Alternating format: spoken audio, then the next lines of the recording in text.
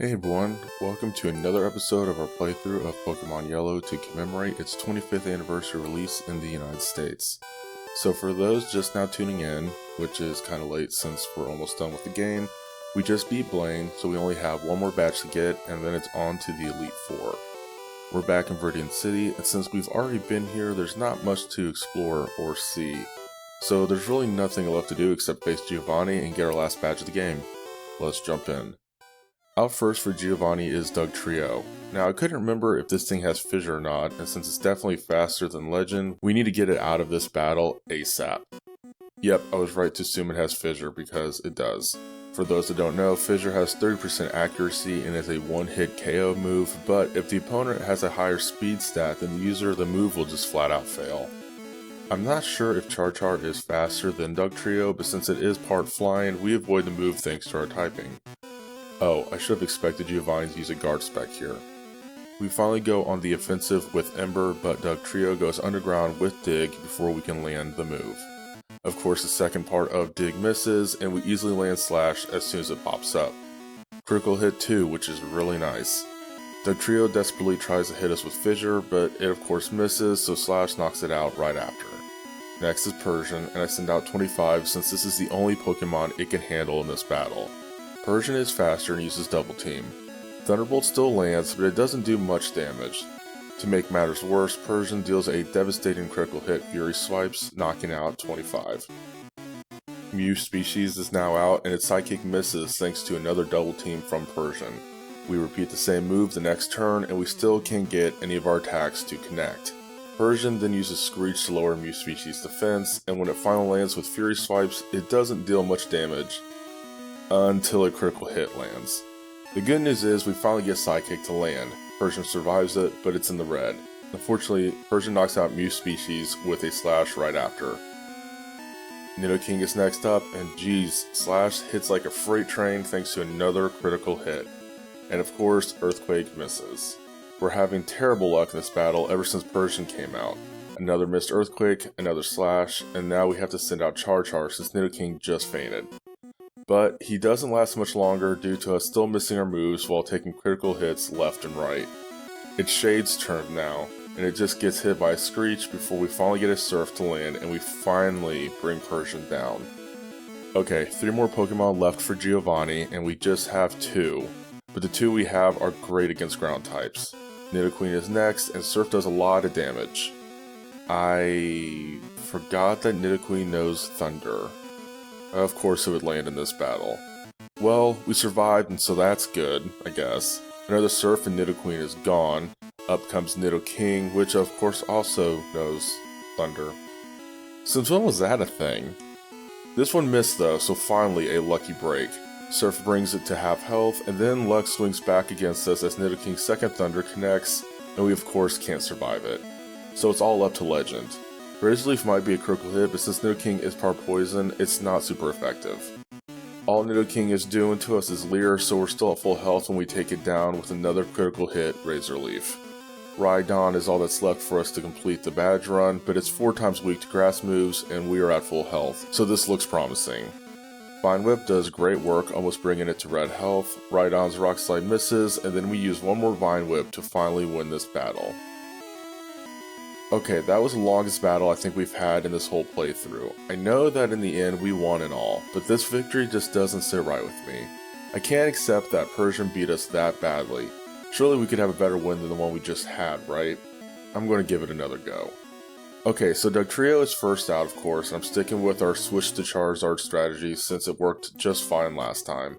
2 Slashes take it out easily, and we dodge another Fissure in the process. Okay, Persian time, let's go. Mew species instead of 25 to start the exchange this time. Great start here since we get hit by a weak 2-hit Fury Swipe with no critical hits. And our Psychic lands as a critical hit, so things are definitely looking up. It sucks that Persian's following Slash is a critical hit, but since it hasn't used Double Team, we easily land another Psychic for the knockout. Well, that went a whole lot better than the last attempt. Nidoqueen is then sent out, and we're actually sticking with keeping Mew species out. Psychic works perfectly since Nidoqueen is part poison. It works even better when Giovanni wastes a turn using a guard spec since we don't take any more damage and Nidoqueen is now down. Nidoking is next, but it's very short-lived thanks to a critical hit one-shot sidekick. So now we're back to dealing with Rhydon. Legend is back to wrap the battle up, and this exchange is just like the last one, except this time we knock it out with Vine Whip. Okay, that's a much better battle for us to cap off this badge run. I mean, I know the other one was technically a win too, but we just had so much bad luck, and we need a stronger showing for a confidence boost, especially since we've got the Elite Four coming up, and we're not really prepared for that, if I'm being honest. But before we really jump into getting all of that sorted out, we've got the second to last rival battle to focus on. I forgot that our rival opens with Sandslash. 25 might not be the best Pokemon to have in this situation, so we switch it out for Shades. It falls to half health with a critical slash, but Surf is a great move to retaliate with. It almost takes Sandslash out. Yikes, and now we're hanging on by a thread after getting hit with another critical hit slash.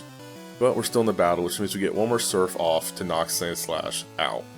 Execute is next, so Shades is replaced with Char. Leech Seed is annoying, but Ember is a one-shot on Execute, so that switch worked out great. Ninetales comes out for our rival, and we switch back to using Shades. Ninetales stupidly uses Roar for 2 turns, while we comfortably use Surf, since we're not in any real danger here. Cloyster's next, and 25 does a great job with Thunderbolt. Cloyster wastes a turn with Withdrawal, and then we knock it out with another Thunderbolt. 2 more Pokemon left for our rival, and Kadabra is next. I go Psychic versus Psychic by sending out Mew Species, but we're not going to use Psychic here since it's not effective.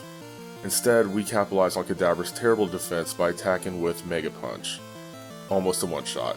It uses Recover, which might be annoying, but since it wasn't a full heal, our next Mega Punch deals enough damage for the knockout. All that's left is Jolteon, and we play safe with Nidoking. Earthquake is so close to one-shot, and Jolteon wastes time by using Agility, so we follow up with Thrash for an easy win.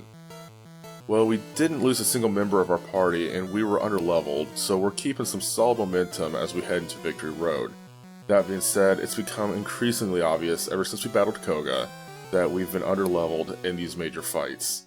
So it should go without saying that we're going to battle everyone we can at Victory Road, and obviously, since that still won't be enough, we'll be grinding against wild Pokemon until I get the whole party to level 55? I think 55 is a good goal. So while we're working on all of that, let's look at what we got coming down the line. It's really weird assessing everything for this leg of the game when we have a full party. I usually just have one Pokemon, and there's always at least one member of the Elite Four who is an absolute pain if we want to beat them. And usually that's Lorelei. But this time we have a full team that's evolved and has excellent type coverage. This is going to be a much smoother ride through the Elite Four than any of the challenges I've done for this channel. Well, at least I hope. Anyway, taking a look at Lorelei, this is pretty much the same team we see in our red and blue challenges. Char is useful for Jinx since it doesn't have any water moves, although we still need to be careful because Flying is weak to Ice and Fire doesn't resist Ice in Generation 1. Basically, we need 25 to do a lot of the heavy lifting in this battle since the rest of the team is water type. I know it doesn't have the best defense, but we can hit fast and possibly hard enough to wrap up this battle quickly. Moving on is Bruno. Shades and Legends are obvious choices for the Onixes, and Mew Species is the best bet for the fighting types. Of course, if something bad happens, we have Char as backup with Fly. Look, Bruno is rarely a threat, and this battle should be a quick one, so we don't really need to put much strategy into it. Agatha was supposed to be more of a complicated battle, at least that's how the programmers intended it, with the random switching between members of her team. You never know when your opponent is going to be swapped out for someone else. The only problem she has is that she is more of a poison type battler than ghost type specialist like she's supposed to be. So technically, if we have enough power points left for Sidekick by this point, we could theoretically wipe her out pretty quickly. Nidoking is good back pocket insurance too, since Earthquake could decimate everyone on our team except Golbat, which just means we have Lance to deal with when it comes to the true core of the Elite Four. Now, the obvious solution here is using an Ice move, but as you can probably tell from my party right now, no one has an Ice move in their moveset. I might address this, but if I forget, then we'll just go Brute Strength and try to overpower his team. The dragons will be annoying with their resistances, but we have some solid physical moves, and we should still be able to hang in there for the win. That, and 25 has a good chance of taking care of both Gyarados and Aerodactyl. With that, we just have one more battle left, and that's going to be with our rival. Besides tacking on some extra levels to his whole team, the only upgrade he will have made since our last fight is evolving Execute. We did a pretty good job mopping the floor with this party last time, so I think we can hold our own in this one too. So while we were discussing all this, I was going through Victory Road, and we're still not at our goal of getting everyone to level 55. So we still got some work to do, but before we sign off for this episode, there's one more thing we need to take care of. That's right, we have to catch Moltres. It's tucked away in the corner of Victory Road, so we just need to pay it a visit. Just like the other legendary birds, it took several attempts to catch it. This time, it was because we accidentally knocked Moltres out on the first attempt while trying to weaken it. The second attempt had much better luck. 25 did a great job bringing Moltres into red health, but went down to Fire Spin. Still, we were in a great position to send someone else out to tank the Fire Spins while we tried to get a Great Ball to stick. Of course, this took a little while since most of the balls kept missing, but we tacked on a poison status condition thanks to Legend, and that helped improve our odds. Shortly after that, we got a ball to land and successfully caught Moltres. We now officially have all 3 legendary birds. I think this is a good stopping point for this episode. Our next episode will most likely be the last one, sadly, but we've got a lot to do. We've got to Elite 4, one more rival battle, and then it wouldn't be a Generation 1 playthrough if we didn't pay a visit to Mewtwo. Should be a great episode to wrap up the series. If you enjoyed this episode or any of the others, please consider liking, subscribing, and leaving a comment on this channel. Let me know what challenge runs you'd like to see next, or share your favorite moments from this run so far. Got feedback or suggestions? I'd love to hear it. Your input helps me keep improving and creating better content for all of you. Anyway, thanks so much for watching, and until next time, Geronimo.